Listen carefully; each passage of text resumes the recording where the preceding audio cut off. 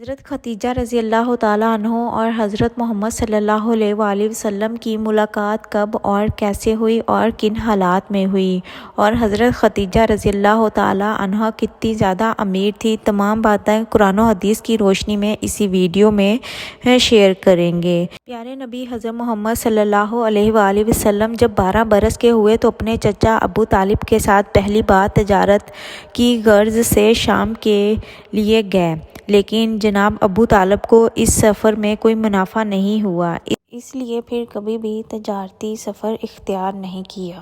اس کے پاس تھوڑا بہت سرمایہ موجود تھا، بس اسی کے سہارے مکہ کی چاردیواری کے اندر رہ کر ہی گزر بسر کرتے رہے۔ یہ سارا عرصہ حضور پاک صلی اللہ علیہ وآلہ وسلم اپنے چچا کے ساتھ رہے۔ آپ علیہ السلام ان کی بکریاں چراتے اور گھریلو کام کاج میں ان کا ہاتھ بٹاتے۔ بعض اوقات آپ گلی بازار میں نکل جاتے اور مشہور عرب شاعروں کے کلام سنتے۔ یوں ہی وقت گزرتا گیا۔ ابو طالب کی گھریلو زندگی مالی پریشانیوں کا شکار رہتی تھی۔ حضور پاک صلی اللہ علیہ وآلہ وسلم اس وقت 25 برس کی عمر کو پہنچ چکے تھے۔ شام کے پہلے تجارتی سفر میں ناکامی کے باوجود آپ کے چچا چاہتے تھے کہ اپنے پیارے بھتیجے کو بانی کی بجائے تجارت کی سہولتوں کا اہتمام کرے۔ اپنی اس خواہش کی تکمیل کے لیے آپ مناسب موقعوں کی تلاش میں رہتے تھے۔ انہی دنوں ایک دولت مند اور بلند اخلاق خاتون حضرت خدیجہ الکبریٰ رضی اللہ تعالیٰ عنہا مکہ میں رہتی تھی۔ رشتے میں وہ حضور پاک صلی اللہ علیہ وآلہ وسلم کی چچا زاد بہن تھی۔ ان کے انتہائی پاکیزہ کردار کی وجہ سے لوگ انہیں طاہرہ کی لقب سے یاد کیا کرتے تھے۔ خدیجہ رضی اللہ تعالیٰ عنہا اپنی تجارتی کاروبار کے سلسلے میں جفاکش اور شریف لوگوں سے اجرت پر خدمت لیا کرتی تھی۔ انہوں نے حضور پاک صلی اللہ علیہ وآلہ وسلم کے اخلاق اور دیانت کے بہت چرچے سن رکھے تھے، تو انہوں نے آپ کی دیانت اور خدمت سے فائدہ اٹھانے کا سوچا۔ خدیجہ رضی اللہ تعالیٰ عنہ نے آپ صلی اللہ علیہ وآلہ وسلم کو بلاوا بھیجا اور کہا کہ اگر آپ میرا تجارتی مال لے کر شام جائیں تو میں آپ کو لوگوں سے کہیں زیادہ معاوضہ دوں گی۔ چنانچہ رسول پاک صلی اللہ علیہ وآلہ وسلم نے یہ اچھا کاروباری پیشکش قبول کر لیا تو خدیجہ رضی اللہ تعالیٰ عنہ نے اپنے مال کے ساتھ ساتھ اپنا ایک غلام جس کا نام میسرہ تھا، ان کو بھی آپ علیہ السلام کے ساتھ روانہ کر دیا۔ کام کے علاوہ حضور پاک صلی اللہ علیہ وآلہ وسلم تجارت کے لیے متعدد اور مشہور مقامات پر جانے کا بھی خاص تجربہ رکھتے تھے۔ خدیجہ رضی اللہ تعالیٰ عنہ نے جہاں جہاں تجارت کی غرض سے حضرت محمد صلی اللہ علیہ وآلہ وسلم کو بھیجا، ان میں یمن بھی شامل ہے۔ یمن میں آپ علیہ السلام 2 مرتبہ تشریف لے گئے اور ہر بار واپسی پر خدیجہ رضی اللہ تعالیٰ عنہ نے آپ کو معاوضے میں ایک اونٹ دیا۔ اگر آپ صلی اللہ علیہ وآلہ وسلم نے جتنے بھی غیر ملکی تجارتی دورے کیے، ان سب میں شام کا دوسرا تجارتی سفر ہر اعتبار سے اہم ہے۔ اس تجارتی سفر میں حضور پاک صلی اللہ علیہ وآلہ وسلم کو دوسروں کی نسبت بہت زیادہ منافع ہوا، مگر کاروباری لین دین کے ساتھ ساتھ آپ علیہ السلام نے زندگی پر بھی جی بھر کے غور و فکر کیا اور مختلف مذاہب کے اکابرین سے بحث میں بھی حصہ لیا۔ سفر کے دوران خدیجہ رضی اللہ تعالیٰ عنہ کا غلام میسرہ ابھی آپ کی فہم و فراست اور محنت و دیانت کا گرویدہ ہو چکا تھا۔ اسی پر آپ صلی اللہ علیہ وآلہ وسلم نے سفر کی تمام احوال اور منافق کا سارا حساب و کتاب حضرت خدیجہ رضی اللہ تعالیٰ عنہ کے سامنے پیش کر دیا۔ حضرت خدیجہ رضی اللہ تعالیٰ عنہ دیانت اور صداقت سے بے حد متاثر ہوئی۔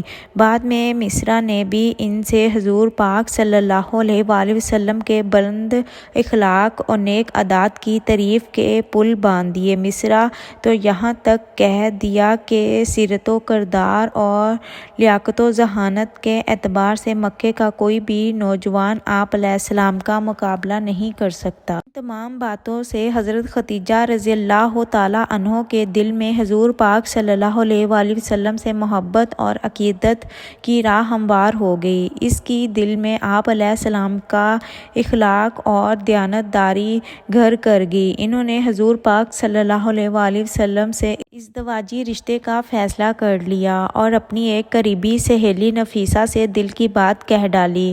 نفیسہ بہت سمجھدار خاتون تھی۔ وہ فوراً حضور پاک صلی اللہ علیہ وآلہ وسلم سے ملی اور باتوں ہی باتوں میں آپ سے پوچھا، آپ شادی کیوں نہیں کر لیتے؟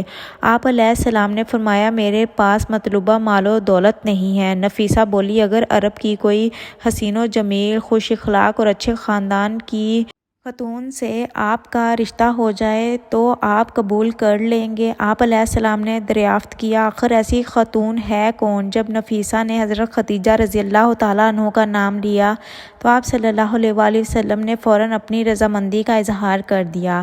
لہٰذا شادی کی بات پکی ہو گئی اور تمام ابتدائی مراحل بھی طے ہو گئے اور شادی کی حتمی تاریخ مقرر کر دی گئی۔ حضور پاک صلی اللہ علیہ وآلہ وسلم اپنے رشتہ داروں کو لے کر حضرت خدیجہ رضی اللہ تعالیٰ عنہ کے گھر تشریف لے گئے۔ حضور پاک صلی اللہ علیہ وآلہ وسلم کی رشتہ داروں میں جناب ابو طالب اور حضرت حمزہ رضی اللہ تعالیٰ عنہ جیسی بلند شخصیت بھی شامل ہیں۔ حضرت خدیجہ رضی اللہ تعالیٰ عنہ کے خاندان والے پہلے ہی موجود تھے، چنانچہ عظیم نکاح کی پرمسرت تقریبات کا سلسلہ شروع ہوا۔ جناب ابو طالب نے خطبہ نکاح پڑھا۔ حضرت خدیجہ رضی اللہ تعالیٰ عنہ کا حق مہر 20 جوان اونٹیاں مقرر ہوئی۔ عرب کے دستور کے مطابق حضرت محمد صلی اللہ علیہ وآلہ وسلم نے شادی کے بعد حضرت خدیجہ کے ساتھ سکونت اختیار کر لی۔ حضور پاک صلی اللہ علیہ وآلہ وسلم اور حضرت خدیجہ رضی اللہ تعالیٰ عنہ کی عمر میں پورے 15 سال کا فرق تھا۔ دونوں کی معاشی حالات بھی ایک دوسرے سے مختلف تھے، مگر چونکہ سیرت و کردار، اعداد و اعتبار اور عمومی رہن سہن میں دونوں بلند ترین مقام حاصل کر چکے تھے، ان میں روحانی اور اخلاقی ہم آہنگی کے پائیدار رشتے موجود تھے۔ اس لیے مال و منصب اور عمر کی تباہ ان کے ازدواجی تعلقات پر کوئی ناخوشگوار اثر مرتب نہ کر سکی، بلکہ یہ شادی ہر اعتبار سے ایک مثالی رشتہ ثابت ہوئی۔ وقت گزرنے کے ساتھ ساتھ حضور پاک صلی اللہ علیہ وآلہ وسلم اور حضرت خدیجہ رضی اللہ تعالیٰ عنہ کے گھر میں خوشی اور نیکیوں میں اضافہ ہوتا چلا گیا۔ ان کی ازدواجی زندگی کا لمحہ لمحہ خوشی، سکون، طہارت اور توازن کی نعمتوں سے لبریز رہا۔ ان کے ہاں 2 بیٹے اور 4 بیٹیاں پیدا ہوئیں۔ دونوں بیٹے ابتدائی عمر میں ہی اللہ کو پیارے ہوئے۔ 4 بیٹیوں کے نام یہ ہیں: حضرت فاطمہ رضی اللہ تعالیٰ عنہا، زینب رضی اللہ تعالیٰ عنہا، رقیہ رضی اللہ تعالیٰ عنہا اور کلثوم رضی اللہ تعالیٰ عنہا۔ حضور پاک صلی اللہ علیہ وآلہ وسلم کو اپنی اولاد اور بیوی سے بے پناہ محبت تھی۔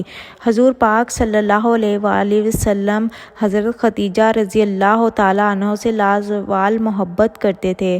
حضرت خدیجہ اس خوشگوار شادی کے بعد 25 برس زندہ رہی اور پھر اس دنیا سے چلی گئی۔ حضرت خدیجہ رضی اللہ تعالیٰ عنہا کے انتقال کے بعد حضور پاک صلی اللہ علیہ وآلہ وسلم ان سے بے پناہ محبت اور احترام سے انہیں یاد کیا کرتے تھے۔ ان کی وفات کے کافی عرصے بعد ایک بار حضور پاک صلی اللہ علیہ وآلہ وسلم نے آپ کو سلام عقیدت پیش کرتے ہوئے فرمایا، وہ ایک مثالی بیوی تھی۔ انہوں نے اس وقت اسلام قبول کیا جب سارا عرب کافر تھا۔ انہوں نے اپنی ساری دولت مجھے یعنی میرے مشن پر نچھاور کر دی۔ حضور پاک صلی اللہ علیہ وآلہ وسلم حضرت خدیجہ رضی اللہ تعالیٰ عنہ کے عزیز و اقارب سے بھی بے شمار محبت کرتے اور حسن سلوک سے پیش آتے تھے۔ چنانچہ ان کی وفات کے بعد جب بھی ان کے رشتہ دار یا سہیلی آپ کی خدمت میں حاضر ہوتی تو آپ ان سے انتہائی احترام اور شفقت سے پیش آتے تھے۔ یہ تھا واقعہ حضرت خدیجہ رضی اللہ تعالیٰ عنہ اور حضرت محمد صلی اللہ علیہ وآلہ وسلم کا۔ اگر آپ کو اچھا لگا ہو تو میرے چینل کو سبسکرائب ضرور کریے گا۔